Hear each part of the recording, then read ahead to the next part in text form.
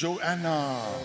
Invisible എന്ന് തോന്നുന്ന ചിലവര് വളരെ വളരെ ഒരു ഇൻവിസിബിൾ ഫോഴ്സ് പോലെ കർത്താവ് ഉപയോഗിച്ച ചില പാത്രങ്ങളെ ലൂക്ക് എടുത്ത് കാണിക്കുക. അതിലൊന്നാണ് ജോഅന്ന, വൈഫ് ഓഫ് ചൂസ. അനേകം സ്ത്രീകൾ സൗഖ്യമായി, അതിലൊന്നായിരിക്കണം ജോഅന്ന.